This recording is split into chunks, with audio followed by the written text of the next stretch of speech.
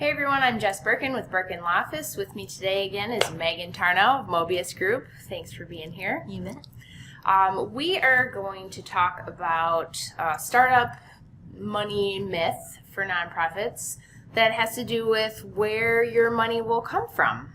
So I was on the phone, and I was telling you this story earlier, that I was on the phone with a gentleman who wanted to talk about starting a nonprofit, and I asked him what the fundraising plan was going to be, because it seemed like a very big vision for what he wanted to do.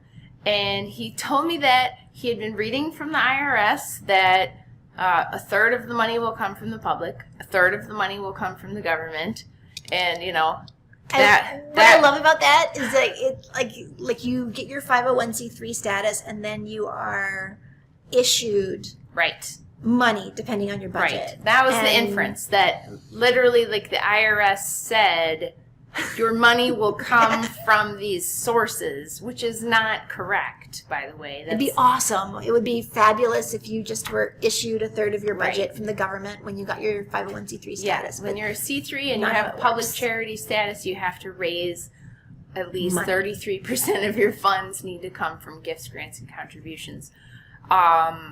But they're not just like handed to you in like an envelope that gets slid across the table, like, here's your money, nonprofit. So we've chuckled about that story because it's so ridiculous, but I think it is worth talking about, like, where is your money going to come from? Because one of the things I've noticed is that budgeting is very difficult for my startup clients. It's the place where everyone gets really stuck, is like thinking about that budget. And so I wanted to get your sort of take on that situation. I think there's a couple of different things. Like, and granted, people, ideally, they're not spending money they don't have. But they need to have some idea of where the money's going to come from and who their market is. Like, whether it's contributions or earned revenue, who's in that pool, right? Yeah. If you have program services, who's going to pay you for them? And do they need what it is you're selling? Are they interested in buying it? Right. Can they afford to buy it? If you're doing a homeless shelter, are there literally 10 other homeless shelters on 10 other corners right next door to what you're doing? Or, right. And is there a need for your service? Right. And then then one of the factors. Is there, are there individuals that are going to be interested in helping to support you? Are there foundations that you've already researched, ideally, that are interested in programming like what you want to do? When are their funding cycles? You can't just open your doors and hope and pray that money somehow drops from the sky. Right. And I want to be careful there, because a lot of times I speak with people who, they know that foundations and government grants are out there, and they just sort of assume that they will apply for grants and they will get grants. Right. That is not how it works.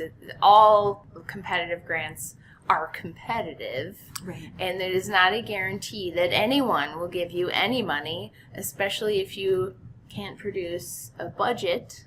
Right. Well, and or a business plan. Right. And things like, it's not, there's a lot of nonprofits already, and donors, whether they're individuals or foundations, are already giving a lot of money. It's not like there's some secret slush fund hidden somewhere that is just waiting for your nonprofit to appear. That would be amazing. So that they can just, hooray, you're finally in existence, let's give you all this money, right?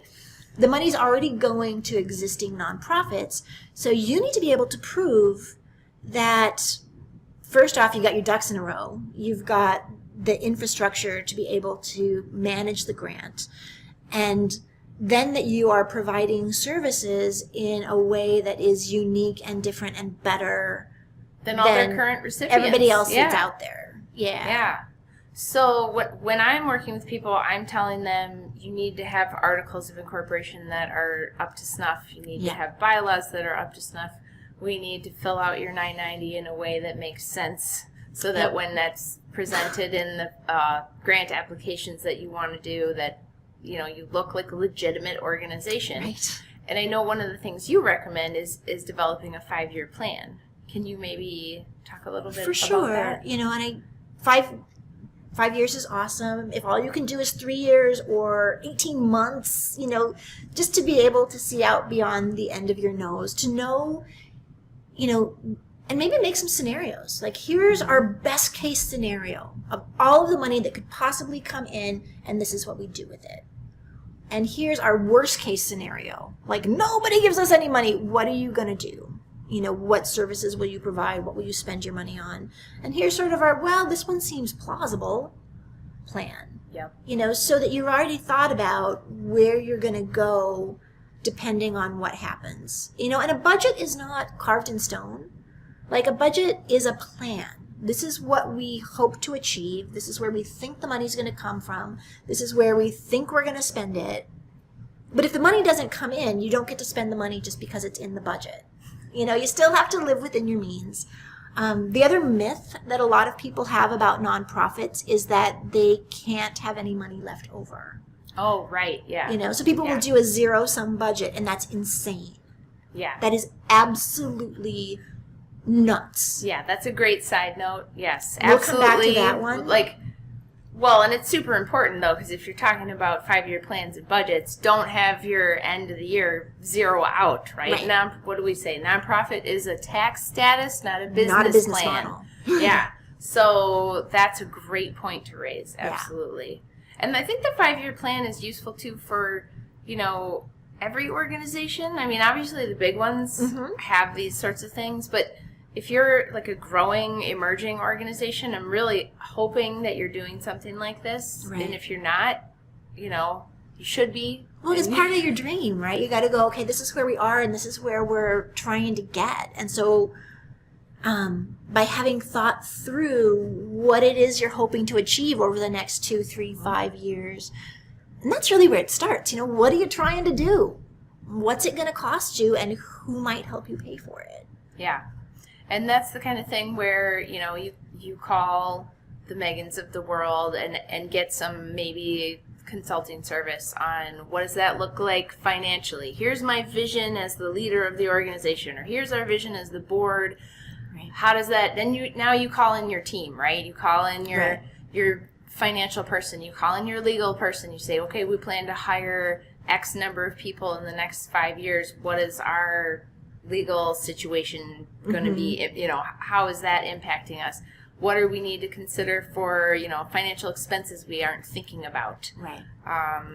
So just going through the process can strengthen your organization so much. Tremendously, because it forces you to think things through. You can't just be out there on a wish and a prayer, flying by the seat of your pants. If you want you can, to, but you ain't going to go very far. Right. If you want to survive, and if you want to actually be able to make a difference, and I'm assuming you do, because that's why you started a nonprofit in the first place, is you have something you really care about, and to be able to project that vision and figure out what it's going to take to make that happen. That's all a budget is. What's it going to take to make it happen? Right on. Well, to learn more about what Megan can do or others can do for you, check out her website. I'll throw the address right on the bottom there. And thanks for joining us today.